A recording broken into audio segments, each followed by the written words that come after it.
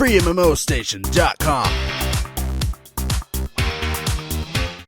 Welcome to FreeMMOStation. I'm Skyline Shore, and today we're going to be doing a first impression look at Apotheon Arena. This is going to be the sequel to Apotheon. Well, it's not really a sequel because it's more like a standalone multiplayer version of Apotheon, which is, I think, an award-winning 2D side-scrolling, almost like Dark Soulsian kind of game. The particular genre that this game rests in is something almost like a 2D arena fighter, but it's really more of like a twin-stick shooter, almost like Metroidvanian. Maybe you can call it a 2D arena shooter. I don't know. It's really weird and vague, but we're actually seeing a lot more games coming out that are very similar to this. In fact, we actually did a look at one called Warside recently, which is it's a sci-fi shooter, 2D shooter thing going on, whatever. Anyways, it's multiplayer. It's like an arena shooter, but it's 2D, and it's got 2D mechanics. You use the mouse to aim, so it is very mechanical. It is very aim-based and stuff like that. And this game is similar, though it's less like a shooter because there is melee mechanics, but you still have aiming mechanics, and you still actually do like throw spears and stuff like that. So I don't know if you can call it a shooter, a brawler, whatever. Anyways,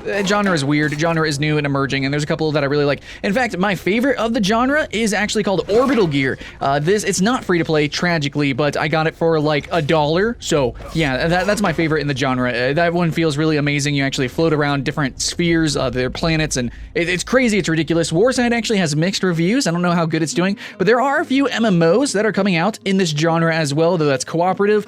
We are still seeing a little bit more like competitive like MOBA games like this, shooter games like this, just period. The 2D genre, the platforming 2D shooter genre is still emerging, and it's a little bit more exciting than it used to be. Back in the day, in the heyday of this genre, like Metroid, we got Castlevania. Well, that's where you get the genre, Metroidvania.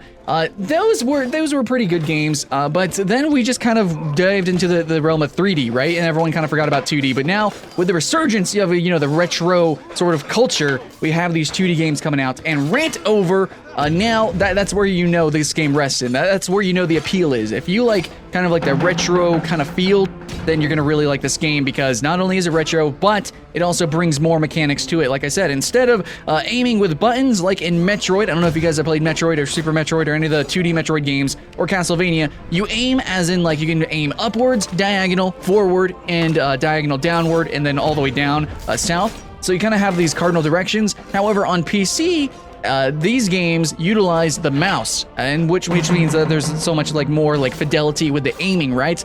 There's so much more accuracy that you need to have, and so there's more mechanics. And it's really interesting. Now, in a shooter, of course, but in a game that has melee mechanics, it is doubly more interesting, okay? So in Apotheon, you can actually throw your weapon, you can charge it up and throw it, so you have momentum mechanics with that. You can do a quick release, or you can actually hold it back and kind of launch it across a screen. You can, of course, just melee attack. I believe you have like different kind of attacks that you can utilize, kind of different combos. It's nothing as crazy as or mechanical as Street Fighter or anything like that. At least in terms of just the button mashes, the actual attacks that you utilize. But it's still a platformer, right? So positioning is key, momentum is key, jumping on or off platforms, throwing things. I guess you can choose if you want to throw something, pick up items. Oh yeah, you can pick up items. That's the thing. You can actually pick up different kind of weapons.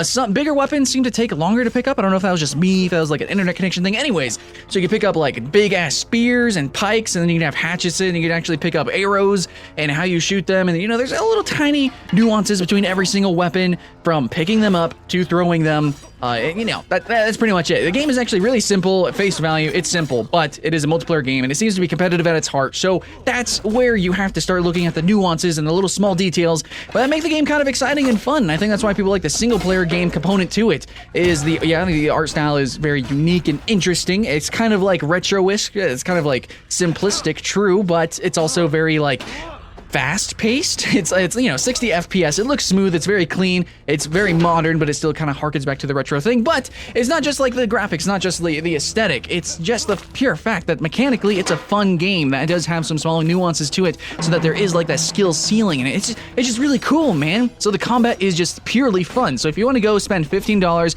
get a single-player component, it's pretty good, okay? But the multiplayer, you take all those nuances that make it fun in the single player, bring that into a multiplayer, into a arena perspective, and it's really cool. Now, one thing that really excited me is that normally in this genre, the maps are really small, okay? Especially because it is 2D, you can't really see that far off into the distance, right? But in this game, in Apotheon Arena, the maps are actually really big, and they're not just big like side-scrolling as in like from left to right horizontally. They're actually really like diverse vertically as well. And the maps themselves are kind of like explosive and expansive. Like they have all these different ladders, and there's like environmental details that can be kind of destroyed. They're like explosive barrels and stuff like that. There's different item pickups, and like all the maps, they don't feel like cut and dry or anything like that. No, they're really colorful. There's a lot of character to these maps. There's some very interesting design going on.